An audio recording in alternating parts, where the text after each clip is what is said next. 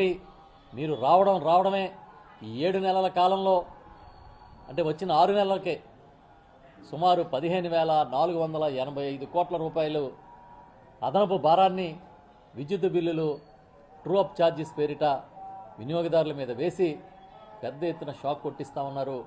తక్షణమే దీన్ని ఉపసంహరించుకోవాలని చెప్పి ప్రధానమైన డిమాండ్ చేశాం.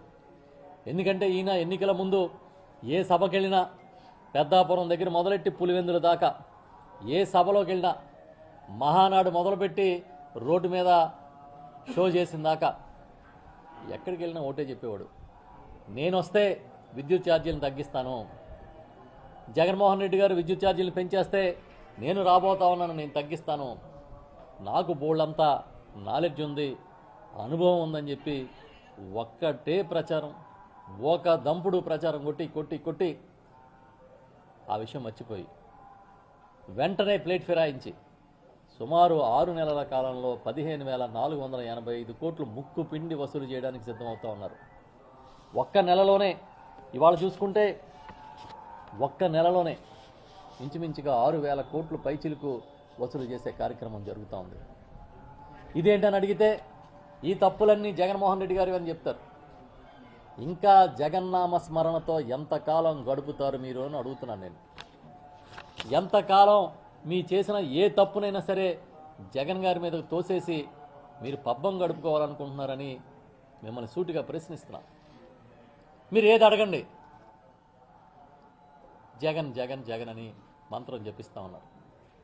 ఎంతకాలం ఇలా జగన్ గారి పేరు తప్పించుకోగలుగుతారు? అయిపోయింది, మీ హనీమూన్ పీరియడ్ అయిపోయింది. మిమ్మల్ని మీరు నిందించుకోవాలి తప్ప వేరే ఒకళ్ళు నిందించుకునే పరిస్థితి లేదనే విషయాన్ని ఈ సందర్భంగా గుర్తు చేస్తూ ఉన్నా. మీకు ఎదటి వాళ్ళని తిట్టే మార్గాలన్నీ మూసిపోయినాయి. పచ్చి అబద్ధాలని మేనిఫెస్టో రూపంలో ఇచ్చి ఇవాళ మీ మేనిఫెస్టోని మీరే నమ్మని పరిస్థితికి ప్రభుత్వాన్ని నడుపుతున్న విషయమైనా మీకు గుర్తుందా అని నేను అడుగుతా ఉన్నా. ఈ విద్యుత్ ఛార్జీల పేరిట ఈ ఆందోళనలు జరుగుతూ ఉంటే ఒక పక్క కార్యకర్తలకి బెదిరింపులు, నాయకులకి బెదిరింపులు, చాలా చోట్ల ఈ కార్యక్రమాలకు వెళ్ళొద్దు, వెళ్తే మీ ఇళ్ళకి ఫీజులు తీసేస్తాం, మీ మీద కేసులు వస్తాయి, ఈ విధంగా బెదిరిస్తూ ఉన్నారు. ఎంత దుర్మార్గంగా బెదిరిస్తూ ఉన్నారంటే చాలా చోట్ల పోలీస్ అధికారులే నాయకుల్ని పిలిపించుకున్న సంఘటనలు ఈ రాష్ట్రంలో జరిగిన విషయాన్ని కూడా మీ దృష్టికి తీసుకొస్తా ఉన్నాం. అందుకే మేము చెప్తా ఉన్నాం, మీరు ఎన్ని చేసినా మేమైతే ప్రజా పోరుబాటను విడవం. మీరు ఇమీడియట్గా పెంచిన ఛార్జీలు తగ్గించనని చెప్పి గట్టిగా డిమాండ్ చేస్తూ ఉన్నాం. దీంతోపాటు మరొక విషయం, ఎస్సీ ఎస్టీలకి జగన్మోహన్ రెడ్డి గారు అధికారంలోకి వచ్చిన వెంటనే 2019 సంవత్సరంలో 200 యూనిట్ల విద్యుత్ వరకు గృహ వినియోగానికి ఉచితంగా ఇచ్చారు.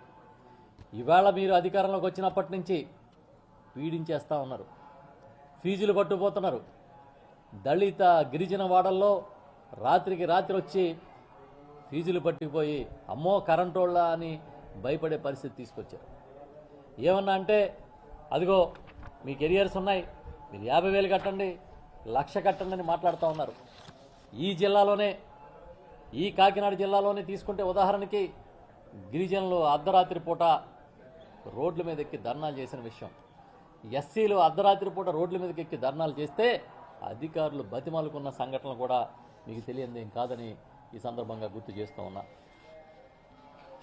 ఇటు ఛార్జీలు పెంచేశారు, అటువైపు దళితులకి ఇచ్చిన గిరిజనులకి ఇచ్చిన ఆ వెసులుబాటుని కూడా అమలు చేయట్లే. మూడో అంశం, ఇవాళ ఈ రాష్ట్రంలో ఉచిత విద్యుత్ అంటే వైఎస్ రాజశేఖర రెడ్డి గారు గుర్తొస్తారు. రాజశేఖర రెడ్డి గారు ఉచిత విద్యుత్ ఇస్తానంటే ఆ రోజుల్లో ఇదే చంద్రబాబు నాయుడు గారు తీగల మీద బట్టలు ఆరేసుకోవాలని ఎద్దేవా చేశారు. కానీ ఆయన వచ్చి ఉచిత విద్యుత్ ఇచ్చి ఇది సాధ్యమే అని ఈ దేశానికే నిరూపించి చూపించారు. 7 గంటల పాటు ఉచిత విద్యుత్ ఇచ్చారు. నాన్న ఒక్క అడుగు ముందుకేస్తే నేను 4 అడుగులు ముందుకేస్తాను ఈ ప్రజల కోసం అని చెప్పిన జగన్మోహన్ రెడ్డి గారు 9 గంటల ఉచిత విద్యుత్ ఇచ్చారు. 9 గంటల పాటు ఉచిత విద్యుత్ ఇస్తే అది కూడా ఏకదాటిగా నిరంతరాయంగా ఒక రికార్డు సృష్టించిన పరిస్థితి. దానికోసం ఫీడర్లు ఆధునీకరించారు, వ్యవస్థని ఆధునీకరించారు. సుమారు 2,000 కోట్ల రూపాయలతో ఫీడర్లను ఆధునీకరించి ఇచ్చారు. కానీ ఈరోజు ఏంటి పరిస్థితి?